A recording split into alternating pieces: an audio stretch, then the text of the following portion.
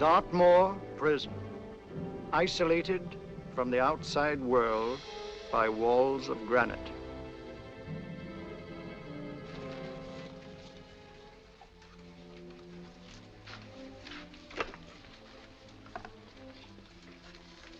They say you could get out of here by merely telling what you know. You may or may not be another Scotland Yard bloke. But I'll give you the same answer I gave the others. I still have 2 years, 8 months, and 6 days left in which to make musical boxes. That'll be sold at auction for the benefit of this delightful sanctuary. And I intend to serve them.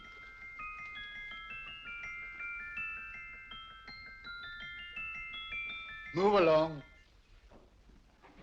And now we come to the next object on our list, or I should say objects, because there are 3 of them. Now, ladies and gentlemen, these can be bought together or separately. Now, these beautiful little musical boxes only arrived this morning, and I didn't intend to put them on the auction block until later, but I'm going to sell them now. So, good friends, as our old pal Mark Antony used to say, lend me your ears. And what do you hear? Right. The beautiful tinkle tinkle of a musical box. What a lovely trinket. What a beautiful gift. Created and made by loving hands. A thing of beauty and utility. I was going to start with £5. It's a bargain, £5. Do I see any hands? If there's a connoisseur in the house, will go £3 for it. £2. £1. 10 shillings. Thank you, sir. Ladies and gentlemen, 10 shillings is offered for a musical box you couldn't buy anywhere in London for less than £5. It'd be stealing to let it go for 10 shillings. Like taking milk from a baby. All right, we're selling for 10 shillings. 10 shillings, 10 shillings is offered, 10 shillings is offered, 10 shillings is offered. Will anybody give him £1? Will I give him £1? Oh, won't someone give me £1? A pound, £1 is offered, £1 is offered, ladies and gentlemen, £1 is offered. It's against you, sir. Will you go to £2? We got to £2, sir. £2. £2 is offered. £2 is offered. Going once, twice, third and the last call. Sold to the gentleman for £2. Sorry, my dear. Now, ladies and gentlemen, comes the opportunity to purchase an exact duplicate of the beautiful little musical box just bought by this gentleman for the ridiculous low price of £2. Oh, it's exactly the same. Exactly the same. Made with the same hands. You hear that? Isn't that lovely? That tinkle, tinkle, tinkle, tinkle. Sounds like Bow Bells to me, you know, with little angels pulling on the ropes, eh? Who'll give me £2 for it? Who's starting with £2? Will anybody start with £2? Oh, come, ladies and gentlemen. You know, from your enthusiasm, we might all be in Scotland instead of London. Please buy it for me, Daddy.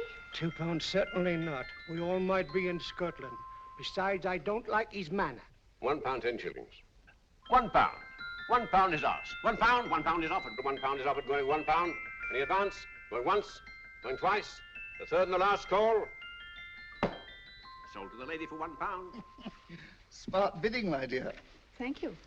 We come to the third and last of these beautiful little musical boxes. Exactly the same. Tinkle, tinkle. Isn't that lovely? Ladies and gentlemen, I don't bring you here to gull you and swindle you. This is the exact replica of those 2 I just sold before.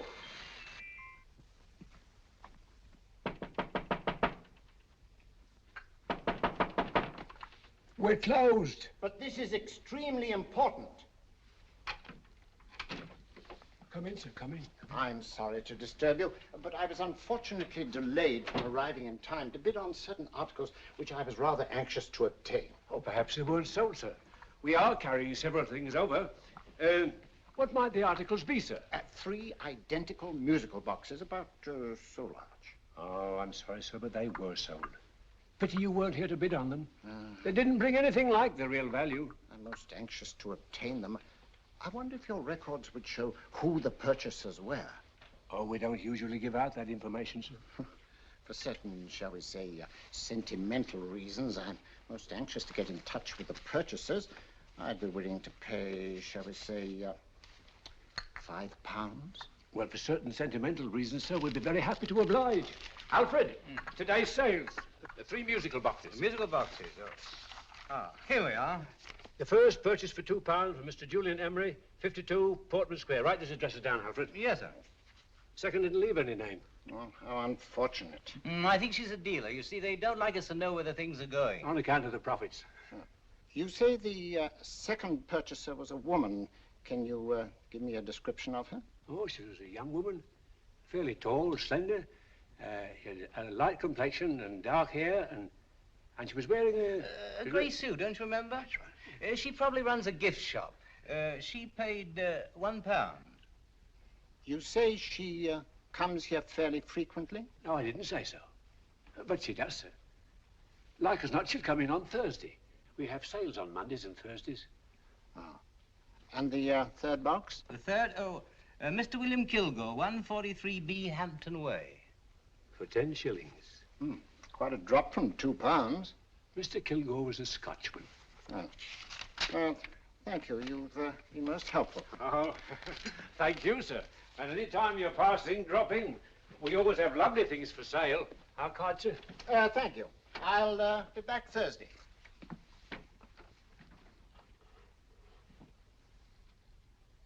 The message reached us too late. Musical boxes are being sold. Well, let's get out of here.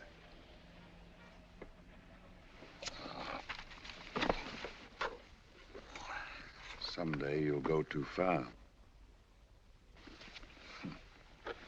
Reaching for a star, you fool. Yet a fool may touch a star, Colonel Cavanaugh, if he but reach high enough. But not possess it as you would. The musical boxes, they're being sold. What a pity for you, my dear Colonel. Is it my fault that the message reached us only an hour ago? Is it my fault that they were sold? You can't hold me responsible for that. Hope for your sake you're right.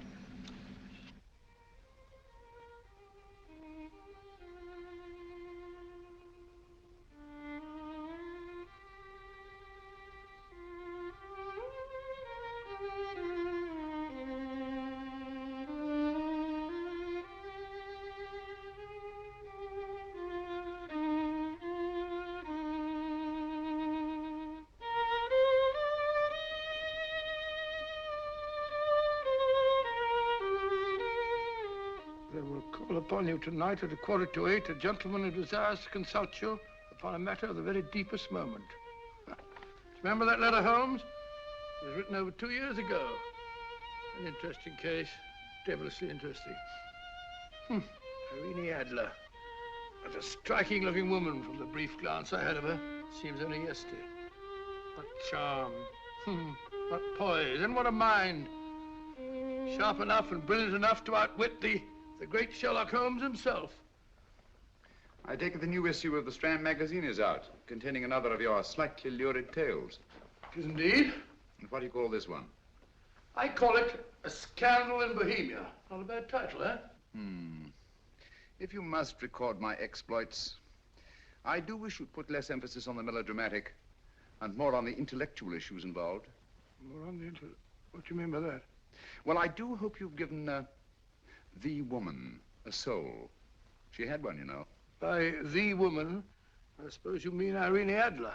Yes. I shall always remember her as the woman.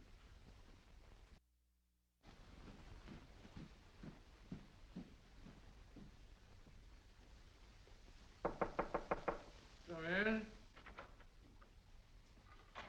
I think. That's him, old boy. How are you? How are you, old boy? I haven't seen you for years. I want you to meet my old friend Sherlock Holmes. Holmes, this is Stinky. In other words, Julian Emery. How do you do, Mr. Emery? Watson has often spoken of you. Oh, has he? Yes, we were at school together. Yes, more years ago than I care to remember, but you didn't come in here just to remind me of that.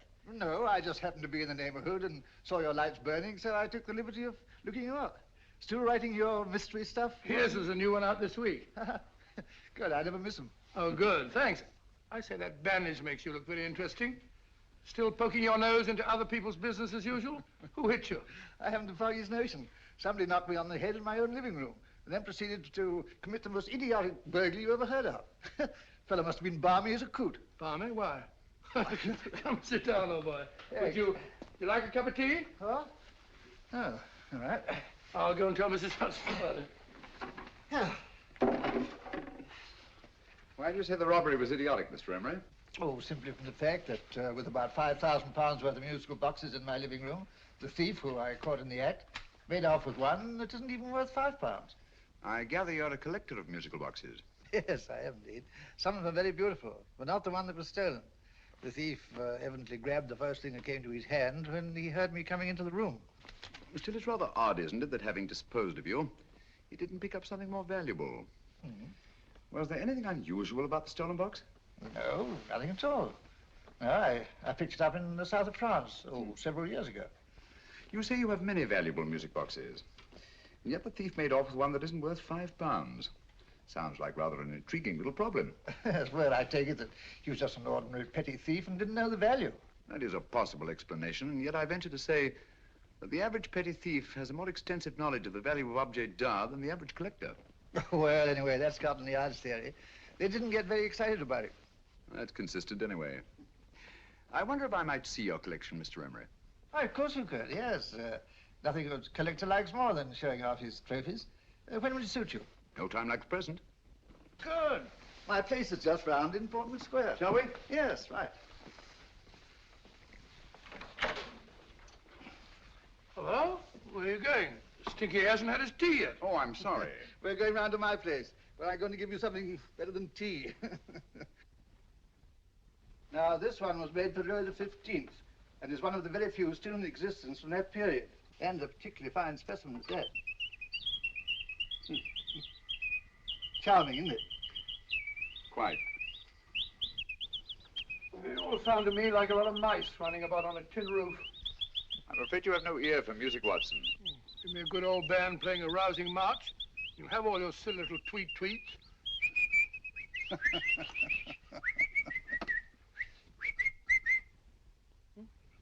Another one. This is me.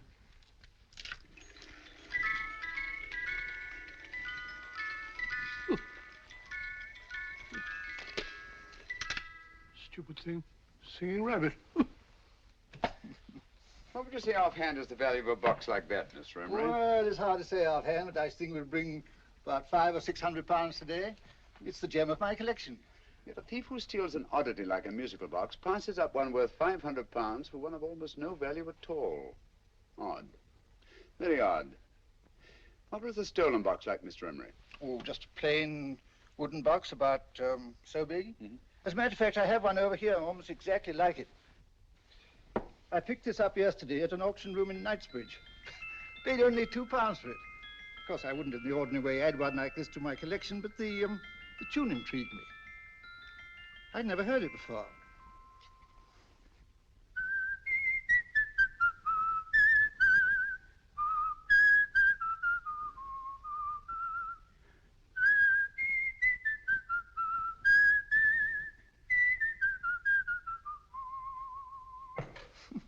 You have a remarkable ear for music, Holmes. Rather an unusual melody. Sit down, will you? Thanks. You say you bought that box at an auction sale yesterday? Yes, the Gaylord auction rooms in Knightsbridge. Run by old, what's his name? Crabtree. That's the man. At what time was the robbery committed? Oh, about 3 o'clock this morning. You know, Mr. Emery, that box and the robbery might well be cause and effect, especially since you say that the stolen box outwardly resembles this one a great deal. And Scotland Yard were not particularly interested, eh? Oh, yes, but I wouldn't blame them for that, especially as I told them I was quite unable to describe the thief, except, of course, for the fact that it was definitely a man. All you remember is that you came in here and someone struck you on the head. Yes, and the next thing I knew, my man was trying to revive me. It might be wise for you to put that box away somewhere and lock it up. Oh, I don't think that's necessary. Besides, everything's insured. Well, at least if any further attempts at robbery are made, I'd suggest that you call the police, rather than running into any personal danger. Oh, come, Holmes, aren't you being a bit of an alarmist? Possibly. Well, I must agree with old Stinky. Seems to me you are making rather a mountain out of a moleskin. Molehill is the word, old boy, and it's time you were in bed. Thanks so much for letting us see your place. Now, it's been glad meeting you. Holmes, I can't understand why you were so mysterious. Seems to me the petty thief explanation was the only sensible one. Really? Yes, I can't see how you can believe it was anything else. I didn't say I believed it to be anything else. The petty thief theory is the obvious one, I grant you. However, it's often a mistake to accept something as true merely because it's obvious. The truth is only arrived at by the painstaking process of eliminating the untrue. We are not able to do that in this case without further data. Rubbish, you're pulling my leg. You're trying to turn a tuppenny halfpenny robbery into an international plot. No, I'm not. I just hope that your friend Stinky is a little more cautious in the future, just in case.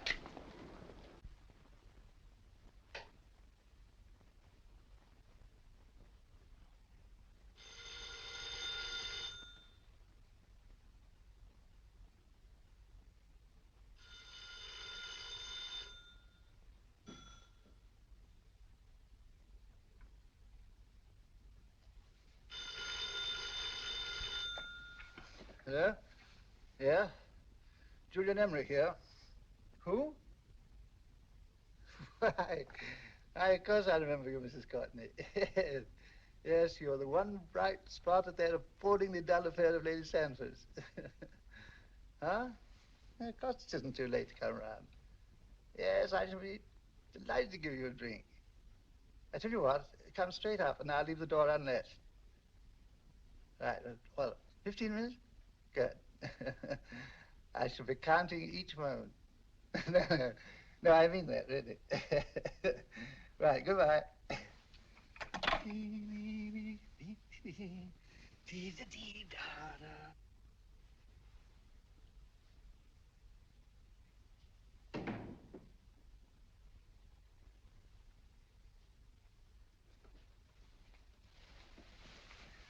Boo! Oh, you startled me. Did I? Yes. Must be the pixie in me. I know I shouldn't have called you so late, but I was at a party just around the corner, and I remembered your invitation to see your collection of musical boxes. My dear Mrs. Courtney, pleasure is all the greater for being so unexpected. My friends call me Hilda. Thanks. Mine call me Stinky. Stinky, how quaint. Oh, what a perfectly wonderful collection of musical boxes. You know, when you told me you had a collection, I had no idea it was so attractive. Yes. They appeal to the ear as well as to the eye. Oh, what a plain little one. Why, it looks just like a country cousin amid all this grandeur. No. You mustn't underestimate the country cousin. Only last night a burglar broke in here, and with all these to choose from, went off with one very much like it. Really? Yes, I don't mind the loss of the box so much, but I do resent this crack on the skull. But it makes you look so interesting. Oh, do you think so? Uh-huh. It's funny, that's what old Fatso said. Fatso? I mean, Dr. Watson. He was here this evening with a friend, a Mr. Holmes. He's interested in my collection, too. Sherlock Holmes? Yes. Do you know him? I've heard of him. Yes, he seems to think I'm in some sort of danger. What a haunting tune. It takes me right back to my childhood. Really? You know, it's odd that you should be interested in that particular musical box. Odd? Why? Because Mr. Holmes is also interested in it. He may have been more interested in the tune than in the box. My dear, yes, that's right. I remember now. He whistled it note for note, having heard it only once. Really? He must be a remarkable man. Bit of an alarmist, if you ask me. Don't you believe in warnings? Of course not. Who'd want a box like that? I would. You're not serious. Oh, but I am. Well, you put me in a very awkward position. I'm a collector, you know. And the collector buys but never sells. But if the price were high enough... The price has nothing to do with it. It's the principle of the thing. Yes, well, we haven't had our drink. No, thanks. I must be getting along. Must you really? I'm afraid so. You're not walking out on me, are you? My reputation, Stinky. I say, you know, you are an attractive woman. Thanks.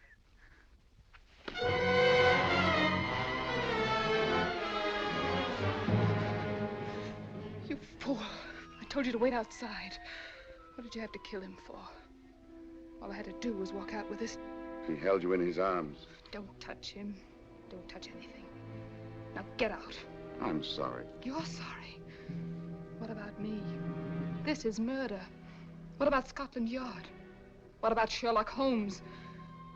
Now get out!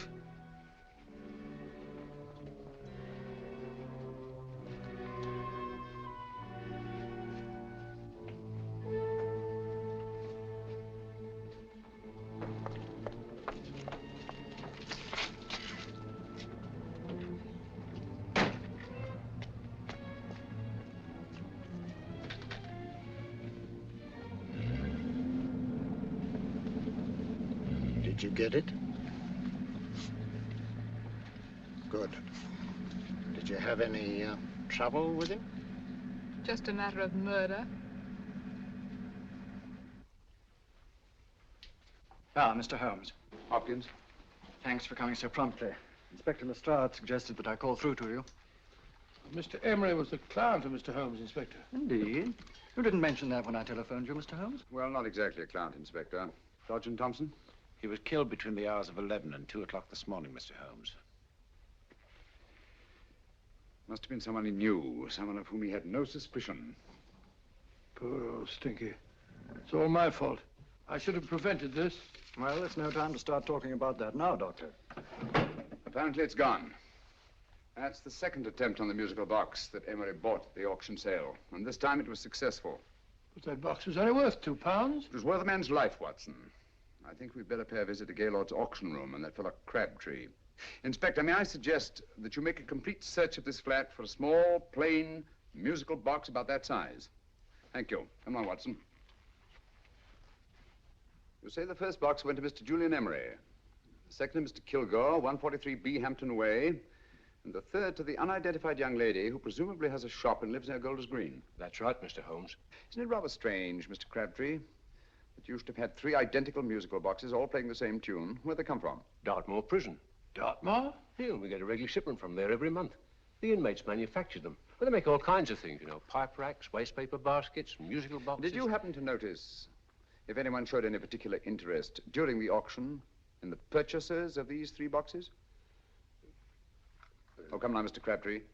This is very literally a matter of life and death. Well, since you put it that way, Mr. Holmes, there was a gentleman came in here about an hour after closing time, and he was in an awful state, he was.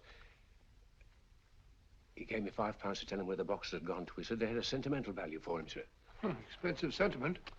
Can you describe him? Well, he was tall, distinguished looking, and he had grey hair and a moustache. He was quite a gentleman, sir. What was his reaction when you were unable to supply him with the address of the young lady who owned the shop? I told him the young lady usually come back on Thursday. He said he'd come back on Thursday. Now, that's tomorrow. Thank you, Mr. Crabtree. You've been very helpful. Thank you. Come along, Watson. Where are we going now, Holmes? To the home of Mr. Kilgore, the man who bought the 3rd box.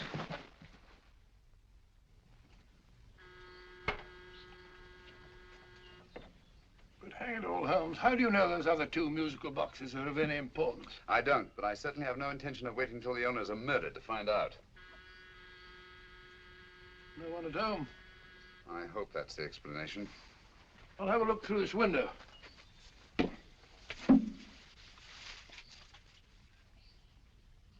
Doesn't seem to be anyone there.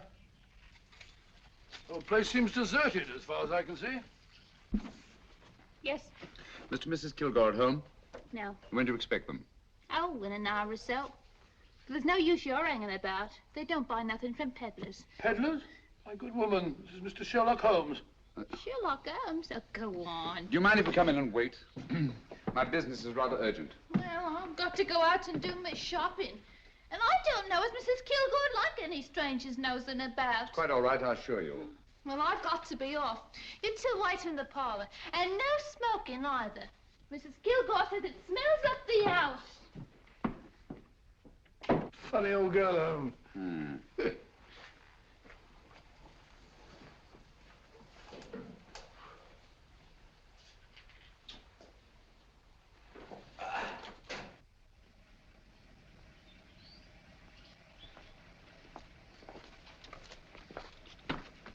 Park Lane. Park Lane? And what would the likes of you be doing in Park Lane? Now, don't worry about the fare, Ducky. If you knows how to get to Park Lane, up it.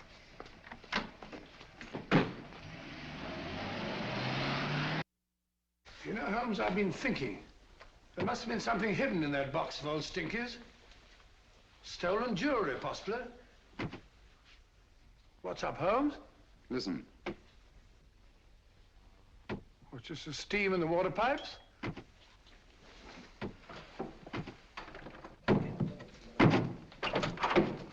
Watson! Great Scott! Come on, Holmes. Get on the chair here. It's all right, my dear. There.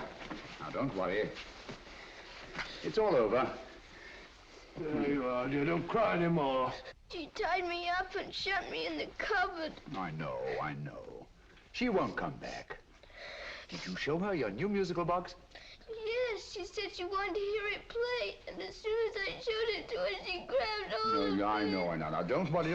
We'll buy you a new musical box. Yes, my dear, the best one in London. Watson. Oh, what a fool I've been. What do you mean, Holmes? She took the musical box out of this house in that market basket, right under our very noses. Why could the Kilgore charwoman want to take the music box? She isn't the Kilgore charwoman. She's a consummate actress. An extremely clever, unscrupulous woman who will stop at nothing. Take care of the child, will you, Wolfella, till our parents get back. Explain everything to them. Of course I will. But, Holmes, where are you going? Somewhere, somehow. I must get to the young lady who bought that third musical box before our opponents find out. I only hope that I won't be too late. Oh, no. No, darling, you mustn't cry anymore. Now, cheer up.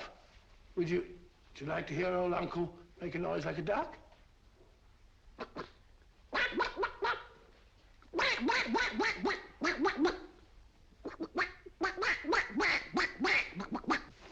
Oh, sorry.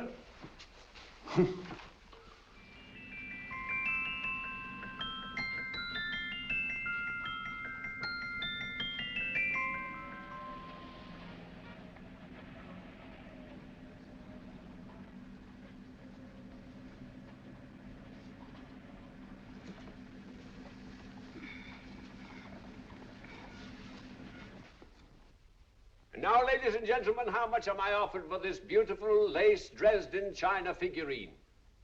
A lady of the French court. Now, this is the genuine article.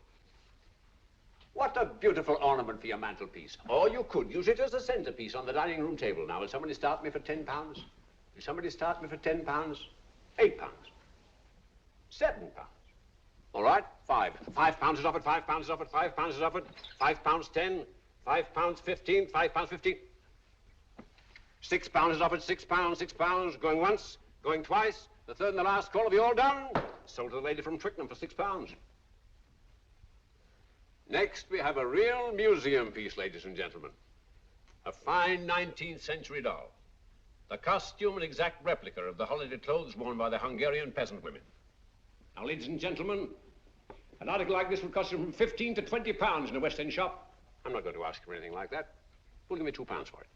£2. Anybody offer me £2? £2 for the Hungarian? £2? £1. What? Anybody give me £1? Anybody offer me £1 for the doll? £1 is offered, ladies and gentlemen. £1 is offered. Now, I'm not going to waste your valuable time or mine in trying to get one half of what this beautiful doll is worth. If the young lady can steal it for £1, that's her good fortune. So it's going once, it's going twice, the third and last call. Any more? Sold to the young lady for £1. And now, ladies and gentlemen, may I draw your attention to something which may be a great surprise to you, worthy of any collection.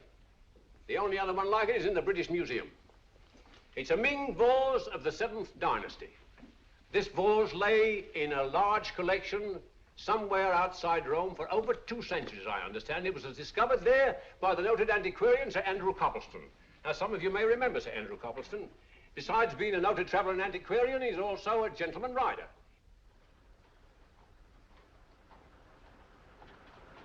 The girl with the parcel in her hands, that's her. Are you sure that's the girl? Well, she fits perfectly the auctioneer's description. Follow her, Hamid.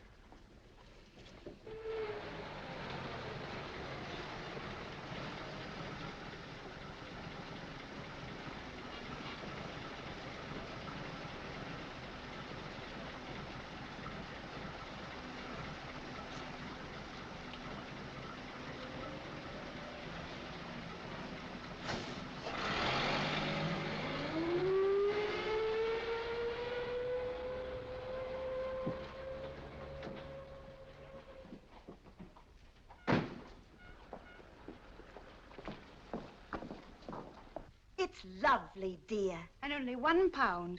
We can get at least 3 for it. Easily. I'll go make some tea. I could do with a cup. Right.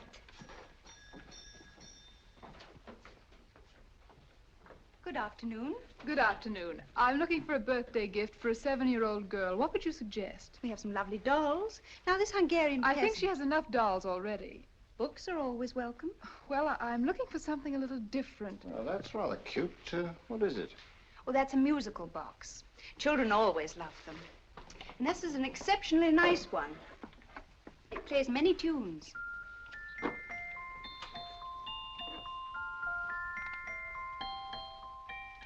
Have you any others? Yes. If you'll just step this way. I have only 2 left.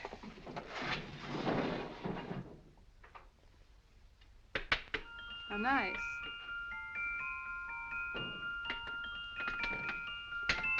Are you sure this is all you have? I'm sorry. They're rather hard to find, you know. That's our entire allotment. I did have one other, but I sold it earlier this afternoon. But it was only a plain wooden one. It wouldn't have been a very nice gift for a child. Really? Do you happen to know who the purchaser was? Why, yes. He left his card, just in case anyone should inquire for him.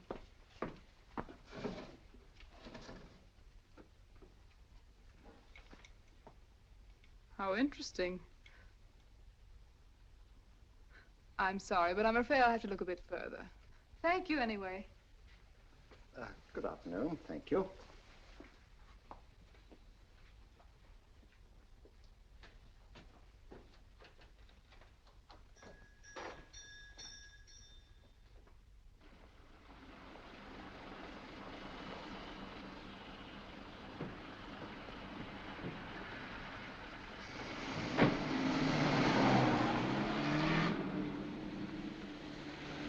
Heavy! Follow that cab. Here, now, what? Scotland Yard. Hop in.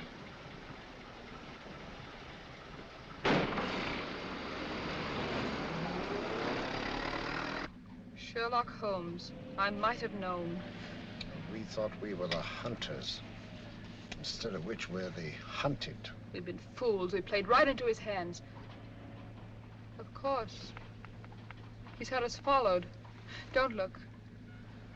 The man in front of the toy shop. Hamid, turn sharp right at the next corner and again at the next.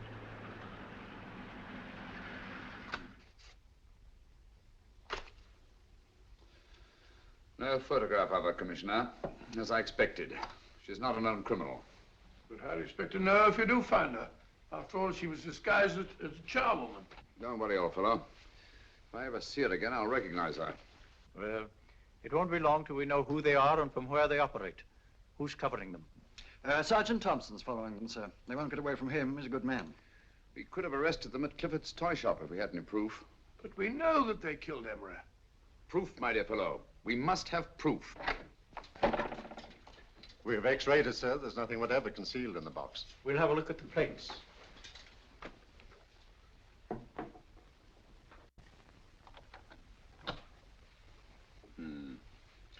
There must be some clue. And it's probably so obvious that we've all overlooked it. Seems to me we're up against a bunch of lunatics. Not lunatics, my dear fellow. Extremely astute, cold-blooded murderers. What can these little musical boxes have in them that's so important? Don't forget, they were made in Dartmoor prison. You can smuggle stuff into prison, but not out. Do you want us to break the box apart, sir, to see if there's anything the X-ray hasn't caught? No, not yet. Do you mind if I take it? Certainly. Thanks.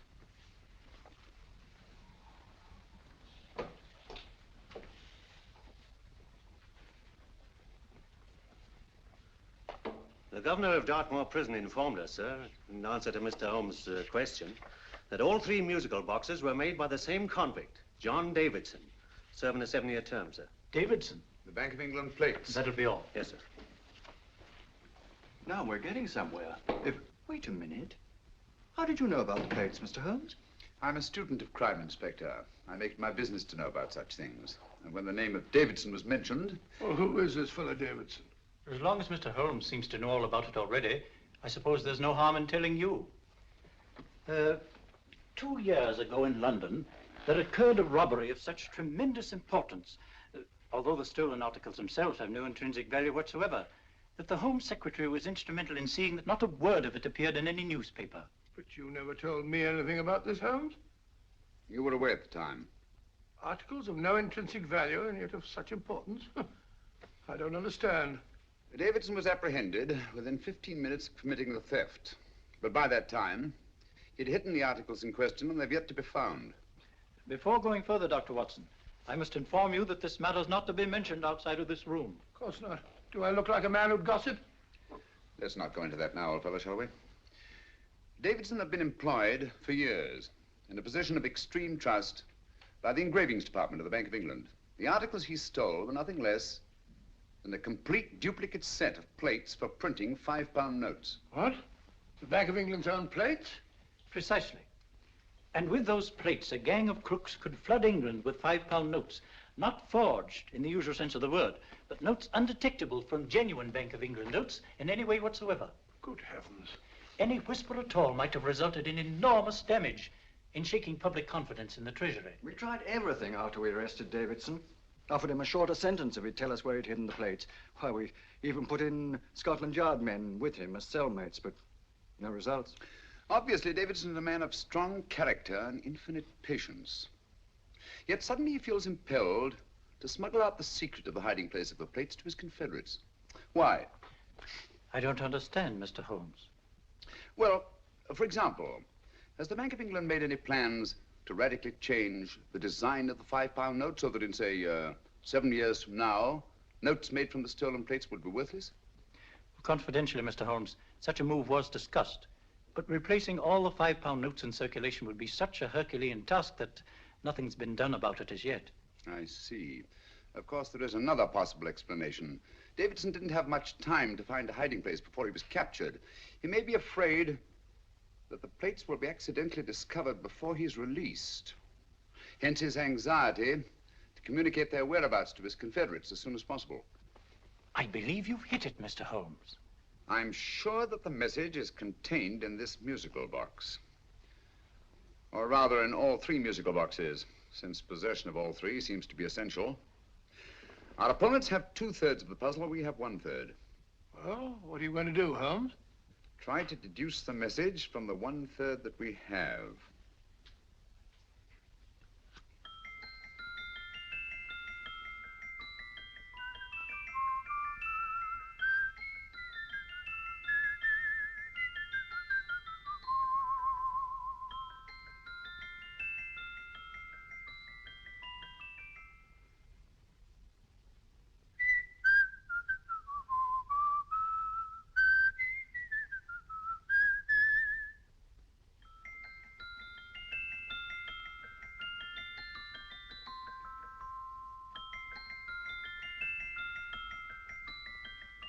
It's the same tune as the one played by Emery's musical box. And yet it's different. Sounds the same to me. The tune. Somehow the tune is the key to the mystery. It must be the tune. Otherwise, why use 3 musical boxes to convey the message? Why not collar boxes or shoe boxes? Yes? It's for you, Inspector. Oh, thank you, sir. Inspector Hopkins speaking. What? Where? Golders Green Station reports they've just found Sergeant Thompson's body. From the tire marks on his clothes, he was apparently run over by a taxi. What an unfortunate accident. Not an accident, my dear fellow. I'm afraid it's murder. Never know just who you're going to meet when you're walking down a busy London street. Mrs. Hawkins, Mrs. Brown, any subject of the crowd. Oh, you never know just who you're going to meet. So you better hold your topper in your hand, just in case you meet a lady on the Strand. Girls will think you're kind of sweet, and your day will be complete. Oh, you never know just who you're going to meet. Now, a gentleman is judged by his appearance. Yes, a gentleman is judged by how he talks. Now, he's much better off when he's acting like a toff, especially if he's taking him a walk. What on earth is this outlandish place? A rendezvous for actors. Actors? Buskers, old boy. You've seen them 1,000 times. Actors who entertain the queues, waiting outside theaters. Who you're going to meet when you're walking down a busy London street. So you better wear your best, ill-advised to look your best, 'cause you never know just who you're going to meet. So you better keep your manners right in view, just in case a lady gives a how'd you do. Keep your trousers in a pleat, shine your shoes and keep them neat, 'cause you never know just who you're going to meet. Blimey. Mr. Holmes. How are you, Joe? Never met him. And yourself? Fine, thank you. I want you to meet a friend of mine, Dr. Watson, Joe Sisto. Oh, well, any friend of Mr. Holmes is a friend of mine. Hi, Joe. He did me a good turn once that I'll never forget. Yes, I cleared Joe of a most unpleasant charge. Murder, no less. Oh, really? By proving to the satisfaction of the police that he was busy at the time blowing open someone's safe. That's right, Governor. Good gracious me. Joe, now you can help me. Come on, buzz off, buzz off. Come on, up it, up it. Can't a gentleman have some peace and quiet around here? And you too. There you are, Mr. Holmes. Now we can have some peace and quiet around here. Thank you, Joe. There's £5 in this for you. Well, I wouldn't want to take it on myself, sir, but I can get somebody to do it for you for half of that. You don't know what the job is yet. For £5? Murder, ain't it? What? No, Joe, not murder, just music. I want you to identify a song for me. Oh, there ain't a song that's been written that I don't know. That's why I came to you. Of course, the violin is more my instrument, but, oh, well, here we go. Now, listen to this, Joe.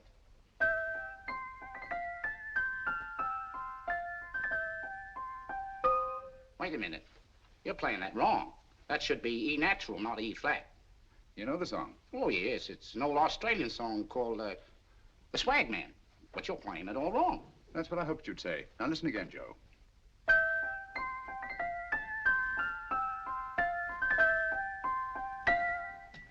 That's the same tune, all right, but you're making different mistakes than you did the first time. No, not mistakes, Joe. Call them variations. Here, play the song for me, will you, the way it's written.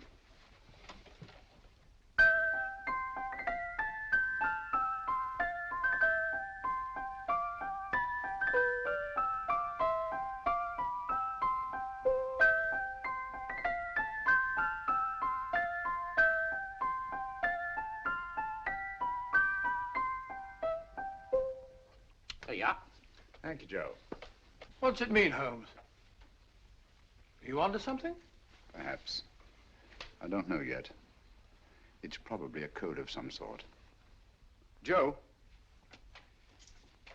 could you write the song down for me, the way it was originally written? Oh, sure, Mr. Holmes. But it'll take a few minutes. Mm-hmm. Here, Mabel. Pale ale. Come on, up to it. Along with it.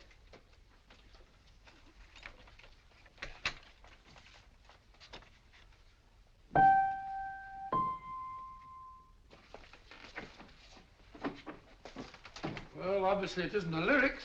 No combination of those words made any sense at all. The variations in the way Emery's musical box played the tune are different from the variations in the one we have. You sure? Quite.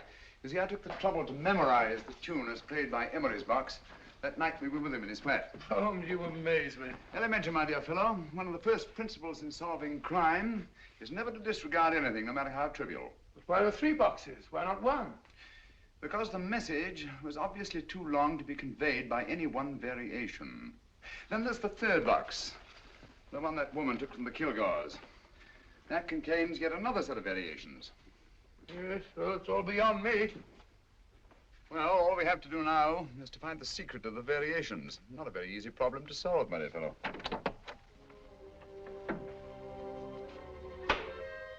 Hello. What's up? We've had company.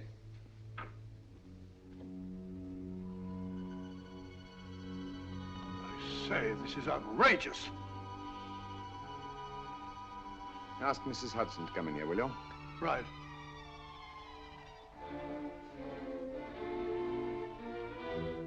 Hudson? Yes? Oh, there you are. Will you come up here at once, please? Oh, coming, sir.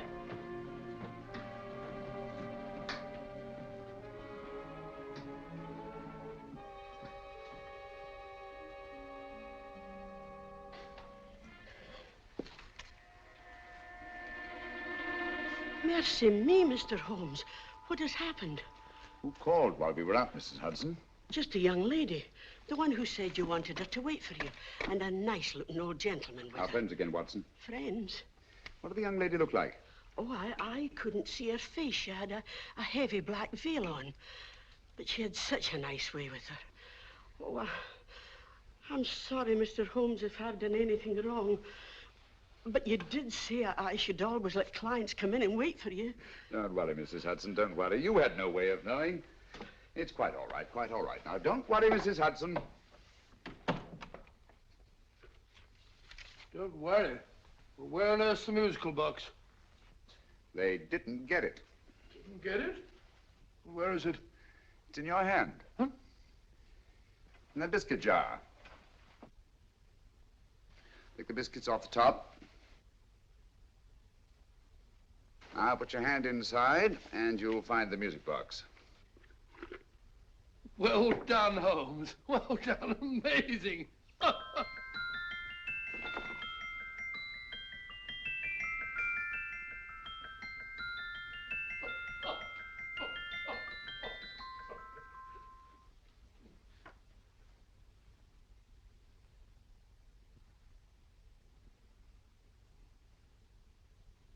Phew.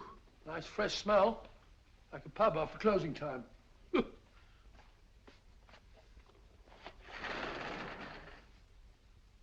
I say, Holmes, What? it's morning. Allow me to congratulate you on a brilliant bit of deduction.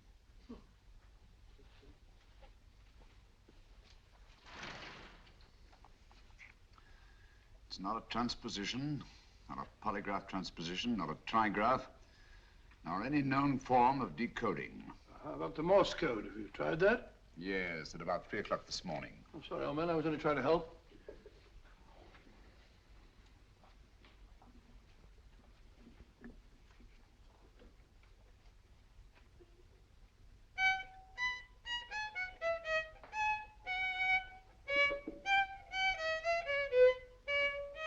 Oh, do me a favor.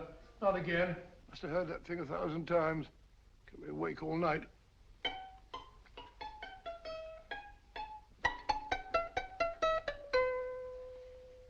Not a very distinguished composition, I grant you. You know perfectly well I don't know one tune from the other. When I was a kid, my people tried to have me taught the piano. I've always felt sorry for that old teacher of mine.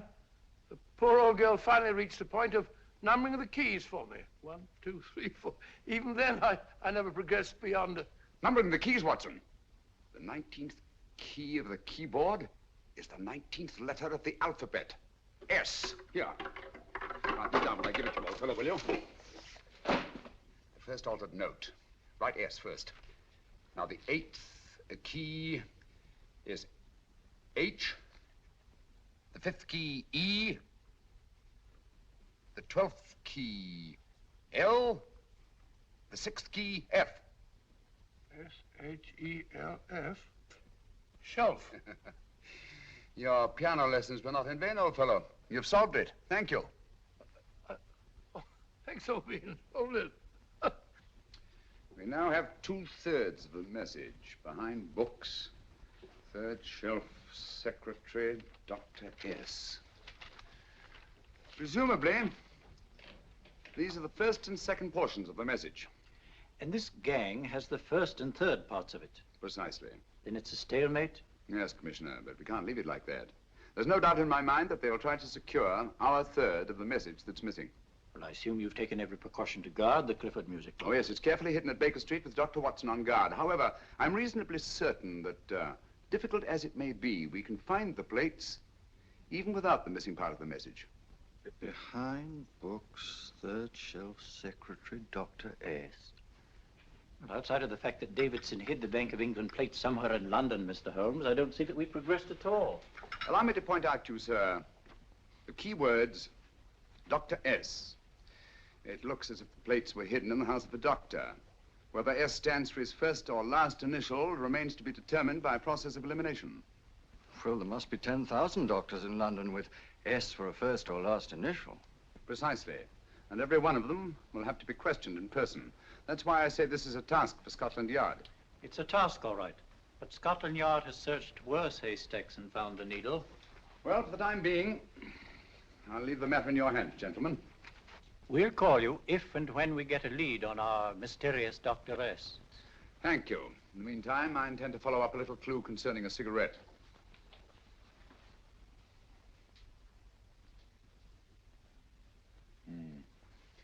You're certain of the identification of the tobacco? Absolutely. I have made up this special blend for only 3 customers. It is almost pure Egyptian, with admixture of latakia for added body, and a pinch of perique. Merely a whisper, as one might say, for elusive fragrance. Yes. And the 3 customers? Major Wilson in Bombay, India. Mrs. Catherine Leamington Smith in Ireland. Yes, and the 3rd? Mrs. Hilda Courtney of Park Mansions, Bryanston Square. Thank you. Thank you very much. You've been most helpful. It is a pleasure to have been of service, Mr. Holmes.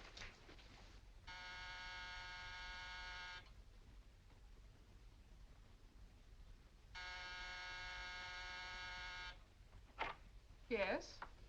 Mrs. Courtney? Yes. My name is Sherlock Holmes. Oh, do come in. Thank you. I've heard of you, of course, Mr. Holmes. I believe we have a mutual friend in Sir Edward Brookdale. He's spoken to me of you quite often. Indeed. And to what good fortune am I indebted for this visit? I think you know Mrs. Courtney. Well, I did get a summons for speeding last week, but outside of that, I don't think I'm of any interest to the police. Oh, come now, Mrs. Courtney. You seem to forget that you and I have met before. I'm sorry. I'm sure I would have remembered meeting the great Sherlock Holmes. Please sit down. Thank you. You say we met before. Yes. At the home of Mr. and Mrs. Kilgore, 143B Hampton Road. Kilgore? I don't think I know anyone of that name. Well, I didn't say you knew them. As a matter of fact, you called on them when they were out. I don't understand, Mr. Holmes. Really? And you were dressed rather differently. Indeed. Cigarette? Thank you.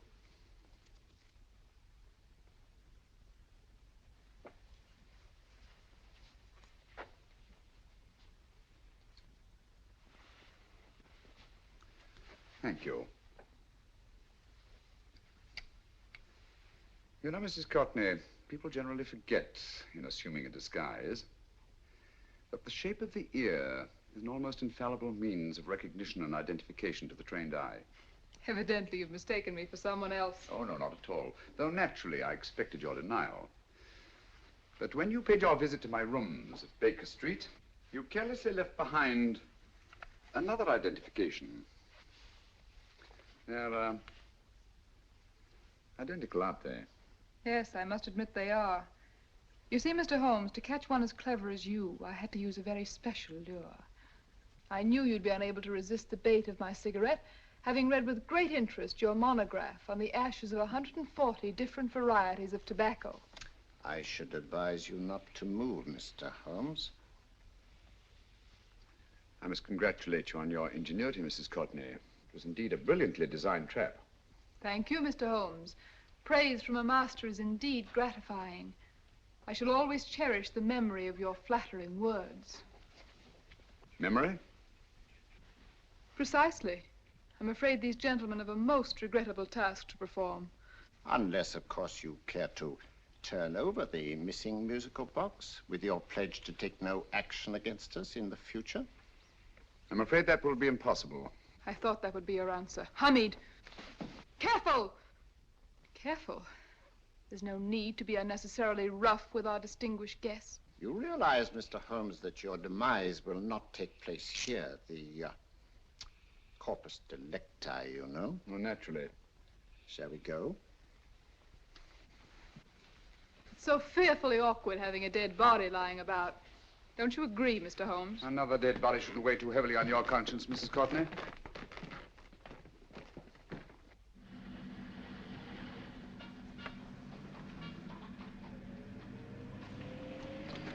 You mind if I have a cigarette? Don't see why not.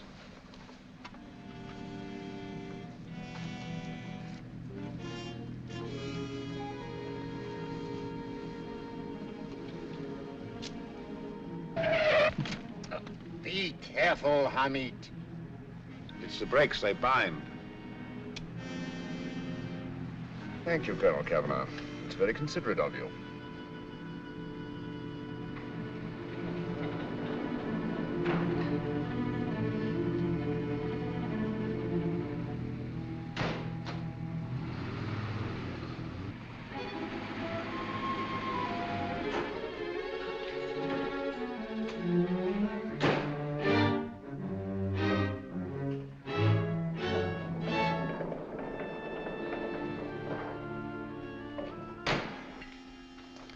You'll be happy to know, Mr. Holmes, that your death will be a painless one. Hamid, attach this to the motor of the taxi. That little attachment, my dear Mr. Holmes, contains the deadly fluid known as monosulfide. The Germans use it with gratifying results in removing their undesirables.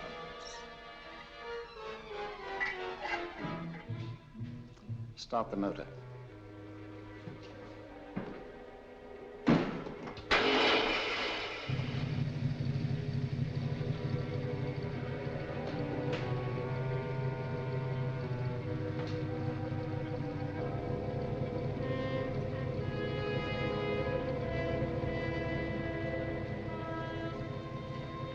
Tape his mouth.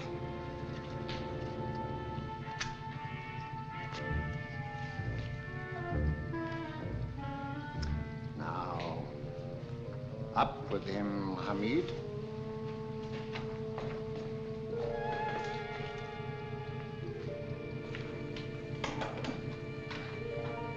You find yourself like Muhammad's coffin, Mr. Holmes, suspended between heaven and earth.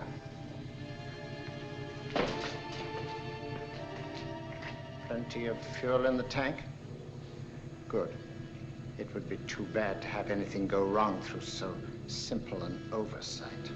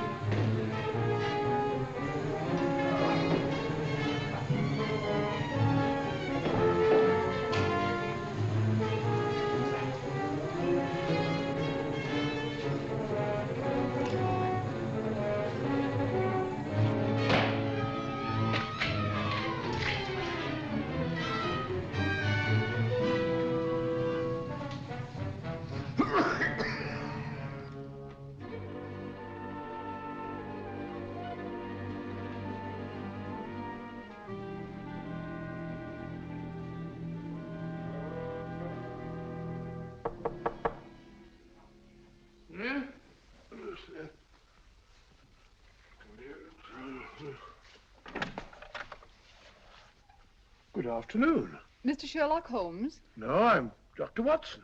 Oh, of course, Dr. Watson. How stupid of me. Oh, so this is stupid of me.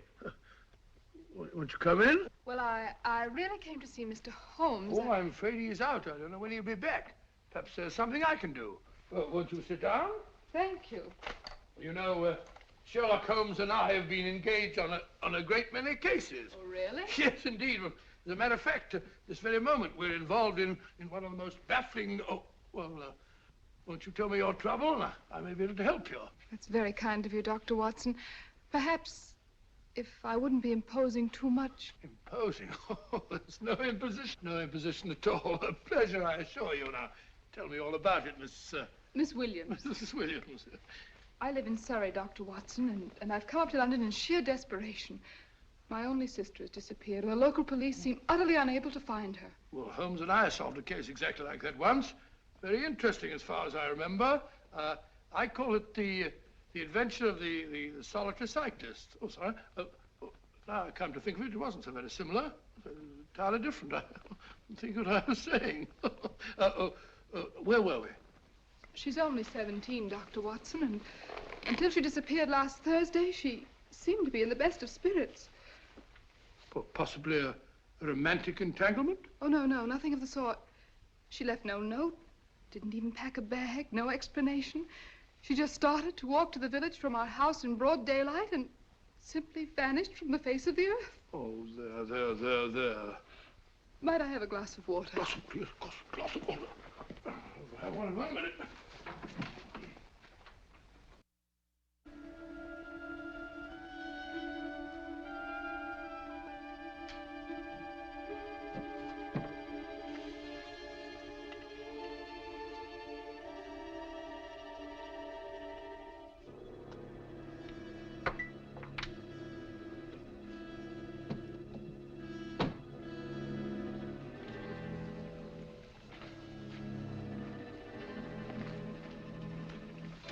There you are, my dear.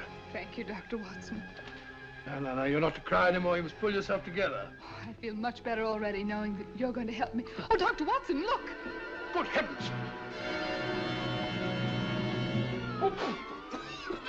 Get through the fire brigade, quickly!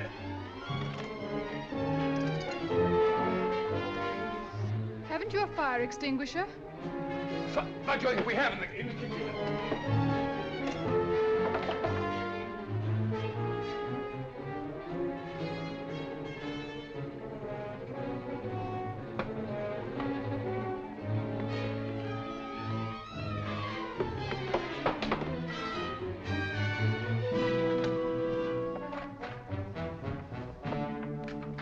Don't you worry, Miss Williams. We'll have this thing out in no time.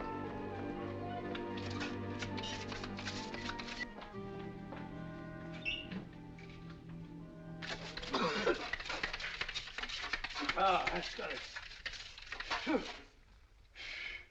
Get some air. Well, you see, there was no need for the fire brigade after all. I hope you weren't too frightened, Miss Williams. Oh, gone. That's the trouble with women. They always lose their heads in an emergency. Well...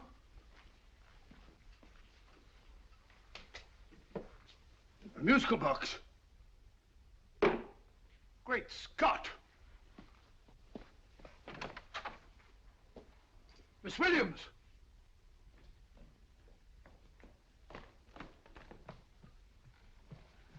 Well?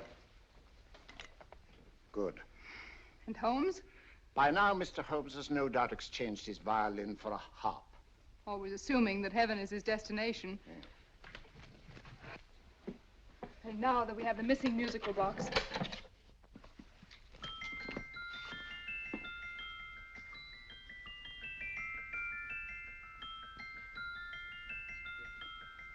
Nineteenth note. 19th letter. Yes. He hasn't been there, you say?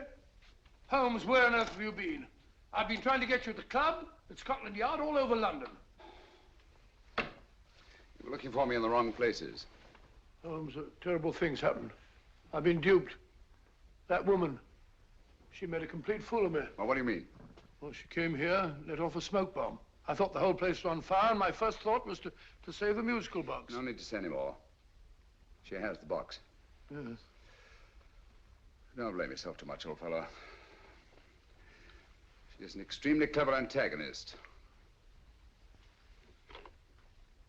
Smoke bomb, you said? Well, you can console yourself with the thought that your charming friend is at least a reader of yours. What do you mean? If I remember correctly, you wrote about my little experiment with smoke and the cry of fire in a story you entitled A Scandal in Bohemia, which has just appeared in the Strand magazine. All right, old boy. Don't rub it in. Well, it may cheer you up to know that you made a fool of me, too. That cigarette stub was planted here for one express purpose. You're going to bandaging around this place. Bandaging? What's the matter, Holmes? You hurt? Explanations will have to wait until later. At the moment, we're faced with a problem which I fear is insurmountable. Come over here, old boy, will you? Right. Our opponents are in possession of all three parts of the code. And here are we, while the Bank of England plates pass into their possession. Cheer up, old fellow, cheer up. As Dr. Samuel Johnson once said, there's no problem the mind of man can set that the mind of man cannot solve. What's that, old fellow? I was just quoting Dr. Samuel Johnson. He said there is Thank you, Watson. Thank you. Leaving the front reception room, we come into the main hall, where Dr. Johnson was in the habit of passing through to have his meager meals in the dining room opposite, in company with his friend and biographer, James Boswell. We will now pass up the stairway, which remains in its natural wood finish, just as it was when the good doctor was here. The framed etching on the wall is believed to have been presented to Dr. Johnson by the distinguished painter, Sir Joshua Reynolds. I've been told here that that picture was given in by Mrs. Thrale, and it's definitely not a Reynolds. Is that important, my dear? Oh, I'm sorry. This way, ladies and gentlemen, please, this way. Move along, children, move along. The secretary's not on this floor. Patience, Hamid. I have a feeling My that... dear Colonel, with Sherlock Holmes out of the way, what could go wrong?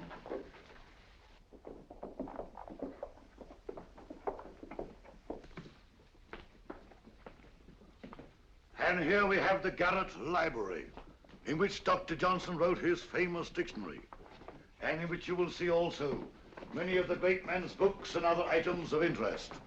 Step forward, ladies and gentlemen, please, step forward. Standing in the corner is the secretary, which contains many of the original works by the literary genius. On this table, Dr. Johnson's cat, Hodge, used to sleep while his master worked. A strange thing about this cat, ladies and gentlemen, was its love of oysters.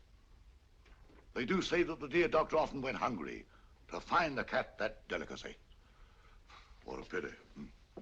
Now we will visit the grey room, which is immediately below us, in which you will see the very bed in which Dr. Johnson died. What did he die of? Gout.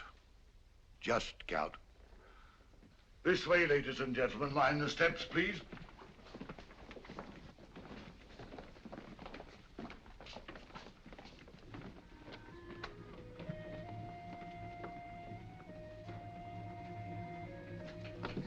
Your keys.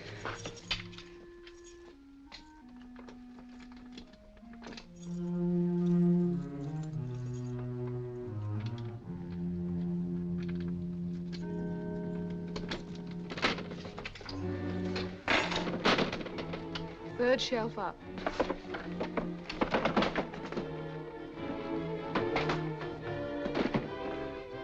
The knife.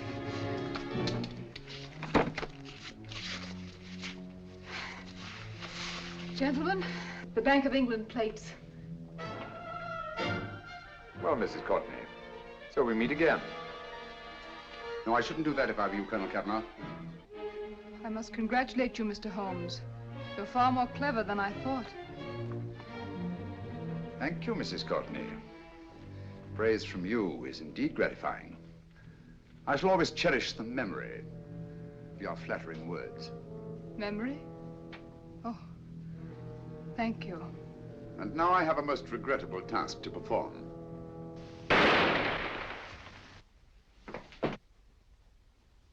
Holmes!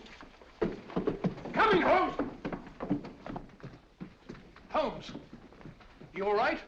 Perfectly, thank you, old fellow, but I think this gentleman on the floor requires some medical attention. We must see that he looks his best, you know, when he's hanged.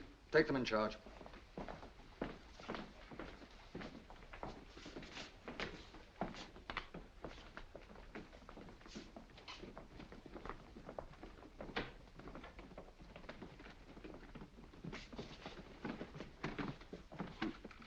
A brilliant antagonist. It's a pity her talents were so misdirected. Will you see that these plates are returned to the Bank of England, Inspector? I still don't understand how you solved it, Mr. Holmes. It's entirely due to Dr. Watson. He gave me the clue when he mentioned Dr. Samuel Johnson. Well, congratulations, Doctor. Oh, thank you, Inspector. I don't think I'd have done it entirely without Mr. Holmes's help, you know.